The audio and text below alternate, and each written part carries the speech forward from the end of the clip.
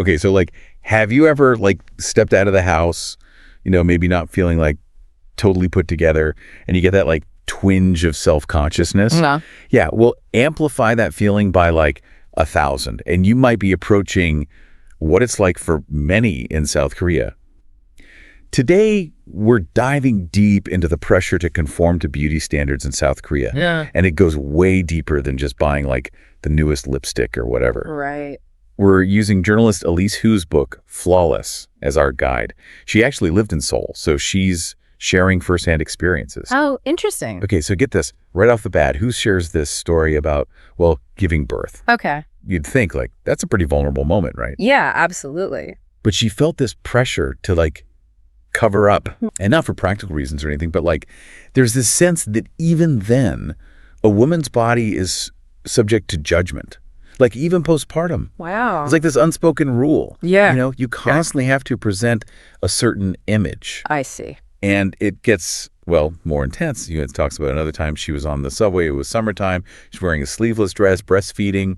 Totally normal, right? Yeah. People literally scattered like she was contagious or something. Oh, no. And it wasn't even like a revealing outfit. It makes you think about like the deeper societal attitudes towards women's bodies. Yeah, definitely. What's interesting here is how these seemingly small moments, they actually reveal a lot about these unspoken social rules and expectations, right? It's not just about fashion. It's like deeply ingrained beliefs about how women should present themselves in public. So there are all these unspoken rules. But in Korea, this pressure to conform, it actually has a name, Womo Jisangjui, meaning looks are supreme. And this isn't a suggestion. It's practically a cultural mantra. Wow. Killy quotes this Korean beauty entrepreneur, Helen Shu, and Helen was basically like, commenting on someone's looks is often the very first thing you do. Greetings revolve around, complimenting someone's eyes or their eyebrows or even how thin they are. Wow, that's so different. I know, right? It can be a lot. Even for someone just visiting, it's just so ingrained in the culture. I can see how that would be jarring. And that's where understanding this whole idea of lookism becomes super important. It's more than just like valuing attractiveness. It's how physical appearance becomes a measure of your worth. Mm-hmm. It affects everything, like social interactions, opportunities, even access to certain resources. It's not just like your friends, right? Yeah. Like this lookism is everywhere, even in important stuff like getting a job. Exactly. We're talking about actual discrimination based on how you look. Ho found that 40% of people in South Korea said they experienced appearance-based discrimination while job hunting. 40%. Yeah, that's huge. And to make it even worse, job postings often require photos. They want your height, your weight, and use these really subjective terms like neat or beautiful. Some even specifically say they won't hire people with mustaches or tattoos. It's kind of like dystopia, right? Your worth is determined by how you look. But it's not a movie. It's real life for many in South Korea. Yeah. And even the Ministry of Employment and Labor got caught promoting cosmetic surgery as a way to, get this, improve job prospects. Wow. Talk about ingrained. It makes you think about the ethics of it all, especially with something as important as work. Everyone deserves a fair shot, right? Exactly. So, like, we've seen how deeply ingrained lookism is in South Korea, even affecting things like getting a job. But how do young people deal with all this pressure? Well, it's almost like ingrained from a young age. He observed that it's not uncommon for people to give cosmetic surgery gift certificates as graduation presents. Seriously? Yeah. Imagine that you work hard, you achieve all this stuff, and you get a reward to change how you look. It's kind of like a weird message, right? It is. It shows just how deep this pursuit of beauty standards goes. And it's not just gifts. Some salons offer these job seeker beauty packages like discounts for new grads. So they're literally packaging this ideal look. It's like a step to success. It makes you wonder about the pressure on young people, just starting out in life. Yeah, totally. Especially when they're already dealing with so much. And this whole thing, investing in pretty, as he calls it, it's framed as self-improvement. Not superficial, but like a way to, enhance your potential, maybe. Like getting ahead in the game. Exactly. And it's not just women either. Men in South Korea, they face huge pressure too.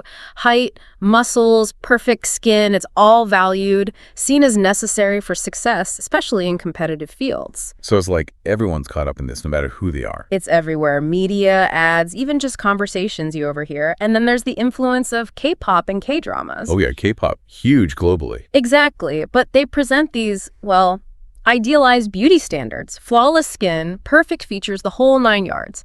And you know a lot of it's edited, right? That's the point. These images, they're often heavily edited, making it seem like perfection is attainable. But it's an illusion for most people. It's like a vicious cycle. Media pushes these standards, people feel pressure, and then more people want these procedures or spend tons of money on their appearance. It's crazy how these things work. It makes you appreciate how powerful cultural norms and expectations are, shaping what we find beautiful, what we aspire to. Yeah, it really makes you think. We talk about the pressure to conform here, but in South Korea, it's like amplified. Their history, their values, their rapid economic growth, it all plays a part. Right. South Korea went from being war-torn to a global economic powerhouse really fast. And outward appearances became a way to show status, success. Like, hey, look at me, I made it. But instead of a fancy car, it's flawless skin. And it ties into this idea of cultural capital. Certain things, like how you look, get tied to social mobility, success. In a competitive society where opportunities can be scarce, changing your appearance starts to feel like a strategy for getting ahead. So it's less about vanity and more about, like, survival almost. In a way, yes. It's important to remember that this desire for a certain look isn't always seen negatively in South Korea. For some, it's about discipline, presenting your best self. It ties into their values of self-improvement and respect for appearances. So it might seem extreme to us, but they see it differently. It's about understanding their culture and values. This doesn't excuse the pressures or discrimination, but it adds another layer to the issue. What might seem strange or even wrong to one culture can be understood completely differently in its own context. That's a good point. We tend to judge based on our own experiences, but real understanding means recognizing different perspectives. Absolutely, and that's what's so great about these conversations. They challenge us and help us see the world from different angles. So we've been, like, really getting into this whole thing in South Korea, this big focus on looking a certain way, and it's like connected to their history, their values, everything. But I'm wondering, are we missing something? I mean, this focus on appearance, it might seem extreme to us, but could it also be about, like, taking pride in how you present yourself? That's a really good point, and it's easy to judge based on our own experiences, right? But you're right, there's probably another side to this. A lot of cultures, Korea included, they really value things like harmony, respect. Looking your best can be a way of showing respect for yourself and the people around you. So it's less about, like, vanity and more about good manners, being considerate. Exactly. It's like saying, you're important enough to me that I want to look my best. And this isn't to say that the pressure and discrimination we talked about isn't real, but it's just like another piece of the puzzle, you know? It just shows how important it is to try to understand a culture on its own terms, not just our own. Totally. And that's how we learn and grow, by being open to different ways of seeing things. Well said. Divers, we've spent this episode taking a deep dive into South Korean beauty standards, all the pressure, the history, the culture, everything. It's a lot more than just what you see on the surface, that's for sure. It really is.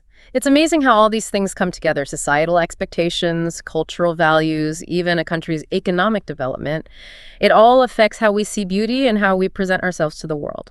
Makes you think about our own relationship with beauty standards, doesn't it? Yeah. Like, how much pressure do we feel to fit in? And how do those standards, even the ones we don't realize are there, how does they affect us? Those are some really good questions to think about. As you learn about other cultures and how they express beauty, remember to be open-minded and, a little curious. I like that. Keep exploring, keep asking questions, and keep diving deep. We'll catch you next time.